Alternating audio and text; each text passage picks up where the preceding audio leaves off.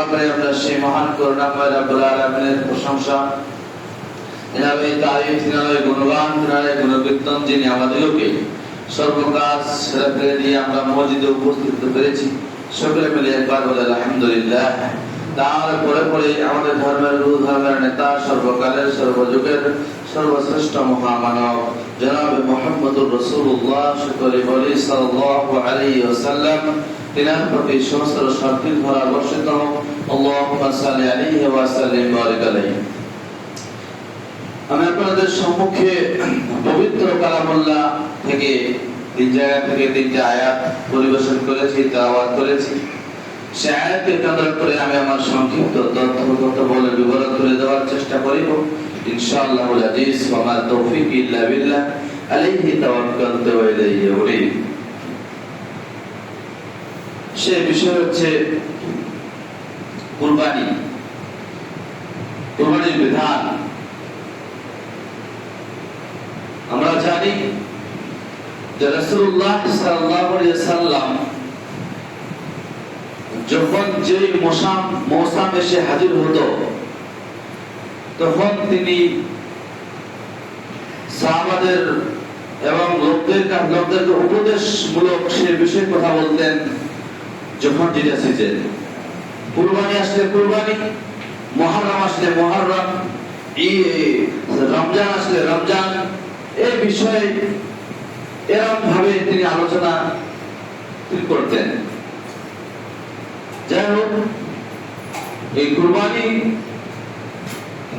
জানি আমরা যে এই বিধান আল্লাহ পাক রব্বুল আলামিনের মহাগ্রন্থ আল কোরআন থেকে প্রমাণ পাওয়া যাচ্ছে এবং রাসূলুল্লাহ সাল্লাল্লাহু আলাইহি ওয়াসাল্লামের নির্ভেজাল অমীয় বাণী থেকে, হাদিস থেকে এই কুরবানির প্রমাণ পাওয়া যাচ্ছে। এই কুরবানির শব্দের অর্থ হচ্ছে নৈকট্য হাসিল করা। আল্লাহ পাক রব্বুল আলামিনের কাছে নৈকট্য হাসিল করা, যে ঈদুল আজহার দিনে অর্থাৎ ইয়ামুন নাহারের দিনে যে আমরা চতুষ্পদ জন্তুকে আল্লাহর রাস্তায়, আল্লাহর রাহে নৈকট্য হাসিল করার জন্য, খোদাভূতা অর্জন করার জন্য, নিজেকে পরিচালিতা অর্জন করার জন্য আমরা সেই পশুকে আল্লাহর রাস্তায় জবাই করব। রক্তিম সূর্য ওঠার পরে যখন এই সূর্যটা লাল হয়ে যাবে, সেই সময়ে আমরা সেই সময়ের মধ্যে আমরা কুরবানি আমরা করব। এই কুরবানির নিয়ে আরো আলোচনা হয়েছে, আজকেও কিছু কথা আলোচনা। তাহলে আমরা জানতে পারলাম যে কুরবানি হচ্ছে আল্লাহ পাক রব্বুল আলামিনের নৈকট্য হাসিলের জন্য, খোদাভূতা অর্জন করার জন্য। এই বিষয়ে আল্লাহ পাক রব্বুল আলামিন বলছেন, কুল ইন্না সলাতি ওয়া নুসুকি ওয়া মাহইয়ায়া ওয়া মামাতি লিল্লাহি রাব্বিল আলামিন। আল্লাহ পাক রব্বুল আলামিন বলছেন নবী করিম হযরত মুহাম্মদুর রাসূলুল্লাহ সাল্লাল্লাহু আলাইহি ওয়াসাল্লামকে, যে নবী আপনি বলুন, কুল ইন্না সলাতি,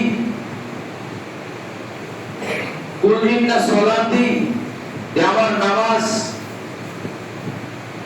আমার নুসুকি আমার কুরবানি, ওয়া মাহইয়ায়া আমার মৃত্যু, আমার জীবিত, আমার মৃত্যু এবং আমার জীবিত থাকার এই যে রয়েছে, সেটা সমস্ত আল্লাহ পাক রব্বুল আলামিনের জন্য। কোন মানুষ যদি কুরবানি করে, তাহলে কুরবানিটা সলাতি আপনি সালাত আদায় করবেন মহান করুণাময় রব্বুল আলামিনের জন্য। আপনি সালাত আদায় করবেন আল্লাহ পাক রব্বুল আলামিনকে ভয়ভীতি করে। অনুসুকি আপনি কুরবানি করবেন, সেটা আল্লাহ পাক রব্বুল আলামিনের ভয়ভীতির জন্য। আপনি যে বেঁচে আছেন, সেটা আল্লাহ পাক রব্বুল আলামিনের জন্যই। আপনি মৃত্যুবরণ করবেন সমস্ত কিছু যে আল্লাহ পাক রব্বুল আলামিনের জন্য। তাহলে আমরা যদি কোন মানুষের কাছ থেকে যদি আমরা মনে করি যে আমি এর কাছ থেকে বাহবা পাওয়ার জন্য আমাকে ভালো মনে করবে, আমি সব থেকে বড় দামি এবং ভালো জন্তুকে কুরবানি করেছি মানুষের বাহবা পাওয়ার জন্য, মানুষের নাম পাওয়ার জন্য, তাহলে তার কুরবানি কি আল্লাহর রাস্তায় গ্রহণ হবে? একে বলা হচ্ছে রিয়া। সাহাবা একরাম রাসূলুল্লাহ সাল্লাল্লাহু আলাইহি সাল্লামকে জিজ্ঞাসা করেছেন, ইয়া রাসূলুল্লাহ, ইয়া আল্লাহর নবী গো, বলুন তো রিয়া কি? আপনি যে বললেন রিয়া কি? তিনি বলছেন মানুষ দেখানো ইবাদত, যেটা মানুষকে খুশি করার জন্য, মানুষকে বাহবা পাওয়ার জন্য, মানুষের কাছে কিছু পাওয়ার জন্য, সেটা রিয়া খুব ভয়ঙ্কর জিনিস। সে রিয়া থেকে আমাদের বিস্তারিত হবে। আমাদের সোসাইটিতে দেখতে পাচ্ছি আমরা, আমাদের পাড়া প্রতিবেশীতে দেখতে পাচ্ছি আমরা যে আমি আমার কুরবানিটা সব থেকে বড়, আমার কুরবানিটা সব থেকে দামি, আমার কুরবানিটা এত কেজি মাংস হবে। এভাবে করে মানুষের বাহবা যদি কেউ আশা করেন, তাহলে আল্লাহ পাক রব্বুল আলামিনের আপনার কোলাহত, আপনার পরিচয়তা নেই, আপনার নৈকট্য হাসিল হবে না। তাই রিয়া থেকে সাবধানতা অবলম্বন করতে হবে। আমরা জানতে পারলাম যে আমরা কুরবানি যে করব, এই কুরবানি কোন পশু করব, কি পশু করব? আল্লাহ পাক রব্বুল আলামিন সূরাতুল হজ সূরা নম্বর 22 আয়াত নম্বর 34 আল্লাহ পাক রব্বুল আলামিন বলেন, ওয়ালিকুল্লি উম্মাতিন জাআলনা মানসাকান লিইযকুরু ইসমাল্লাহ আলা মা রাযাকাহুম মিন বাহিমাতিল আনাম। আল্লাহ পাক রব্বুল আলামিন সূরা হজের 34 নম্বর আয়াতে বলছেন যে আমি প্রত্যেক উম্মতদেরকে কুরবানি করার কুরবানি করার বিধান রেখেছি।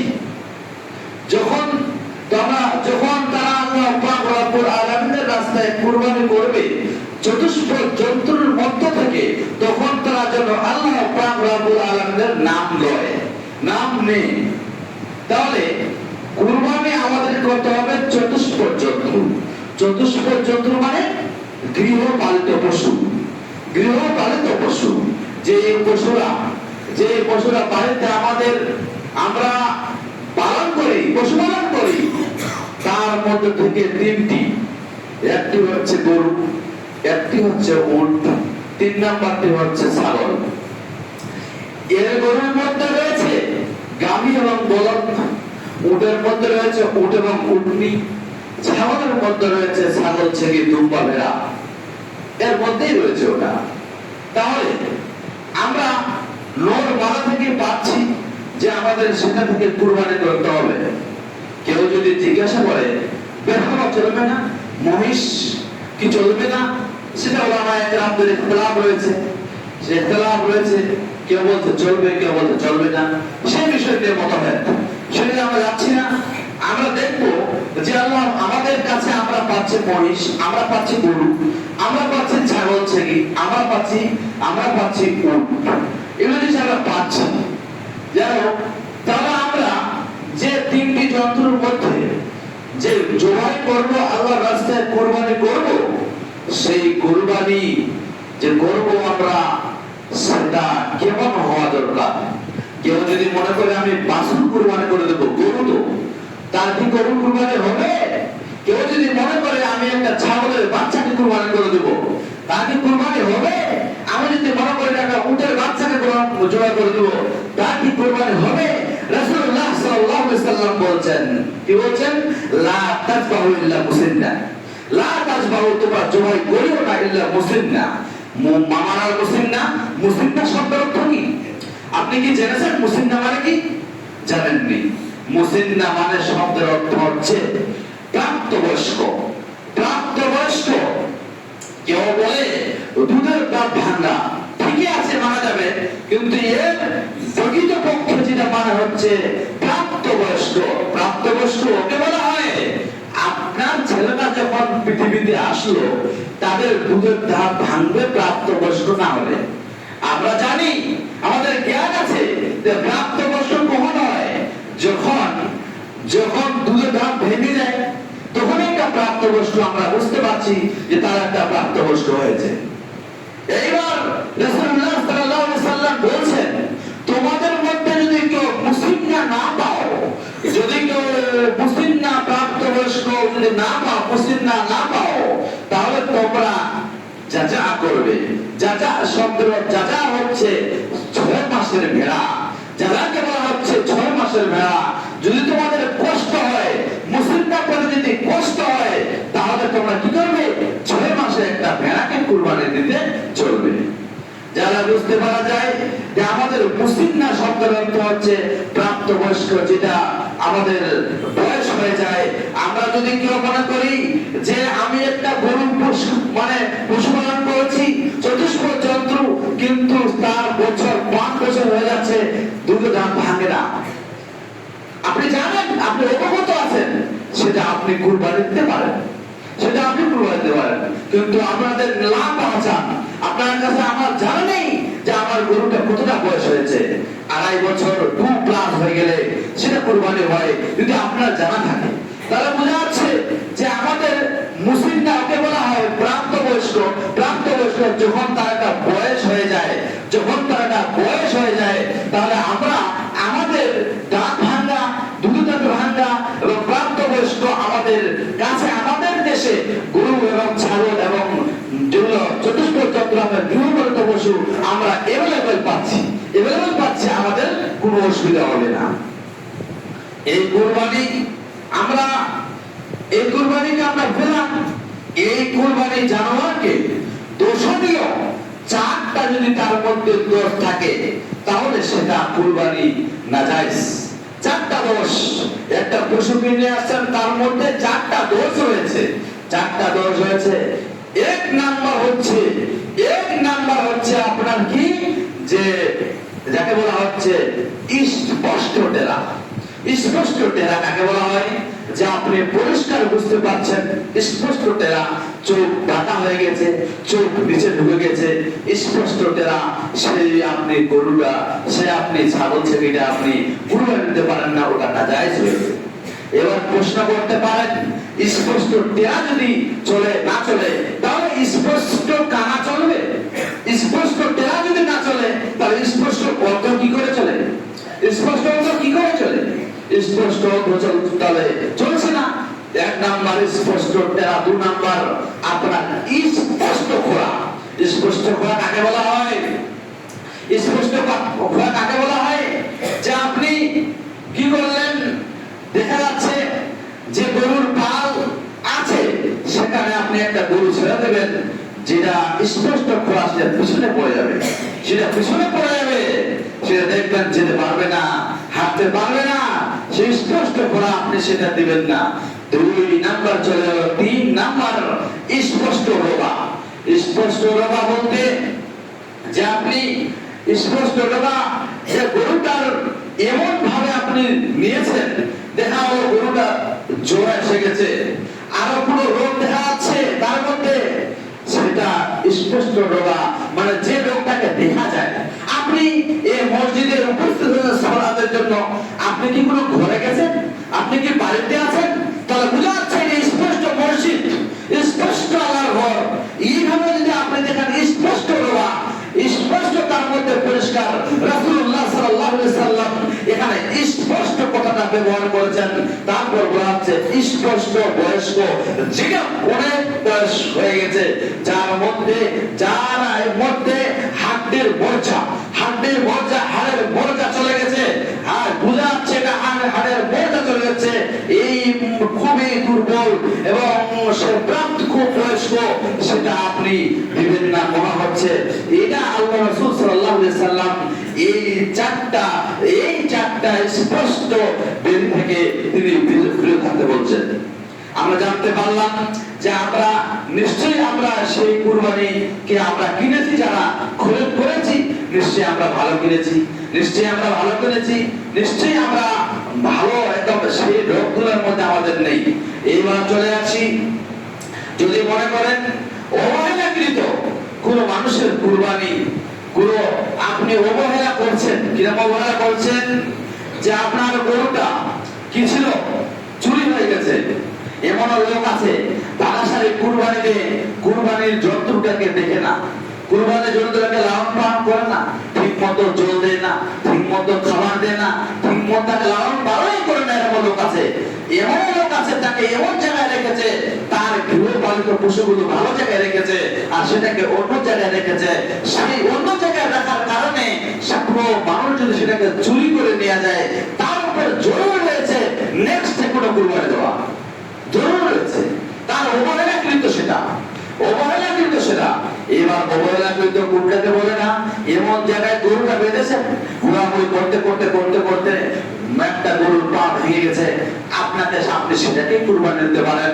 এমন তো জায়গায় রেখেছেন উঁচা জায়গায়, সেখানে গরুটা পড়ে গেছে, কোনোটা আকাম হয়ে গেছে, কোনোটা ক্ষতি হয়ে গেছে, আপনি সেখানে কুরবানি দিতে পারেন, আপনাকে সেটাকে কুরবানি দিতে মানে সেটাই আপনি কুরবানি দিতে পারেন। কিন্তু আবার অবহেলাকৃত যদি আপনার হয়, তাহলে আপনার জরুরি রয়েছে আপনার নেক্সটে কুরবানি করে কুরবানি দেওয়া।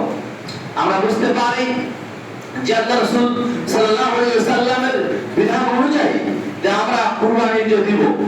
এবার চলে আসি যে আমাদের কুরবানি যে আল্লাহ পাক রব্বুল আলামিনের এই ইবাদতটাকে মানুষ করার জন্য, এই ইবাদত বندگی করার জন্য মানুষ খুবই কি হচ্ছে আগ্রহী, খুবই আগ্রহী রয়েছে, খুবই আগ্রহী, খুবই দেওয়ার জন্য আগ্রহী। এই ইবাদত করার জন্য মানুষ অন্যান্য দেশ থেকে ছুটে এসে কুরবানি দিচ্ছে, অন্যান্য রাজ্য থেকে ছুটে এসে মানুষ কুরবানি দিচ্ছে। খুব ভালো কথা, কুরবানি দিতে হবে, কুরবানির ইতিহাস রয়েছে। আল্লাহ পাক রব্বুল আলামিন মানুষদেরকে ধনবান ধন দৌলত দিয়ে পরীক্ষা করে। আমরা জানি যারা কুরবানি দিবে নিশ্চয়ই ভালো কথা, কুরবানি দিতে হবে। যা রাসূলুল্লাহ সাল্লাল্লাহু আলাইহি সাল্লাম বলেন, মান কানা লাহু সাআতান, মান কানা লাহু সাআতান ফালা ইকুরবান্না মুসাল্লানা, মান কানা লাহু সাআতান। যদি কেউ কুরবানি সামর্থ্য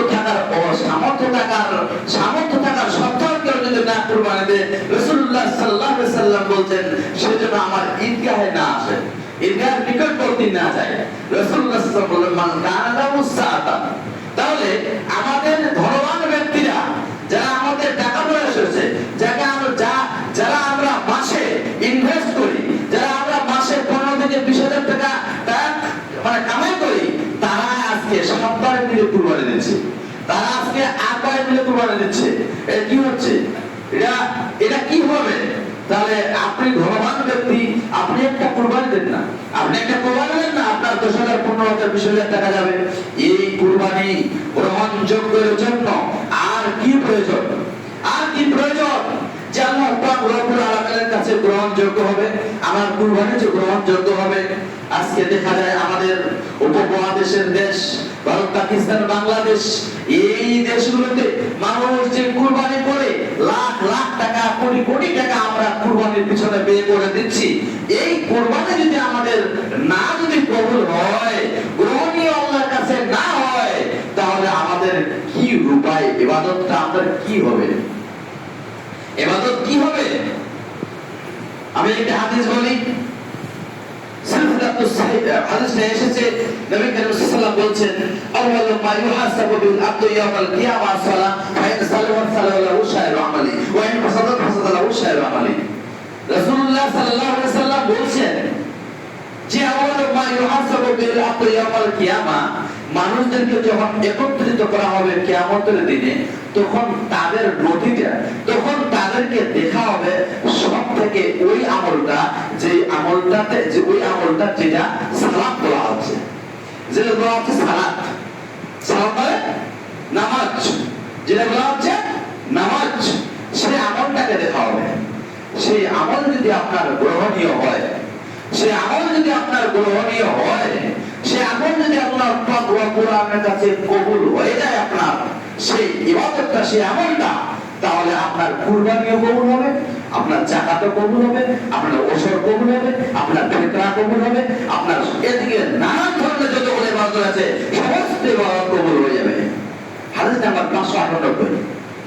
বুঝা গেল যে আমরা জানতে পারলাম যে আমাদের লাখ লাখ কোটি কোটি টাকা যদি আমরা ইনভেস্ট করে দিই কুরবানির পিছনে, এই কুরবানি যদি আমাদের কবুল না হয় তাহলে আমাদের পেট পূজাই হবে। পেট পূজার মানে গোশত খাওয়া, পেট পূজার মানে মাংস খাওয়া, পেট পূজার মানে আপনার মাংস খাওয়াই হবে, আপনার কুরবানি কবুল হচ্ছে না।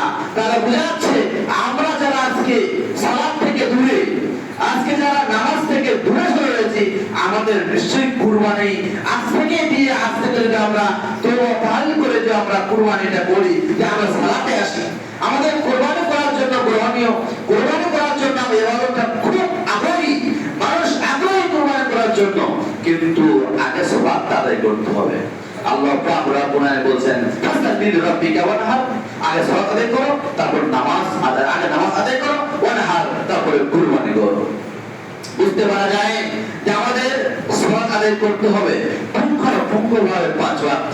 আমরা জানতে পারলাম যে আমরা এই কুরবানির মাংস যে আমরা সালাত আদায় করব, নিজেকে পরিষ্কারতা অর্জন করব, খোদাবৃত্তা অর্জন করব, আমাদের যদি সালাত ঠিক থাকে তাহলে আমাদের যাবতীয় নেকি, যাবতীয় আমল আমাদের আল্লাহ পাক রব্বুল আলামিনের কাছে গ্রহণ করবে।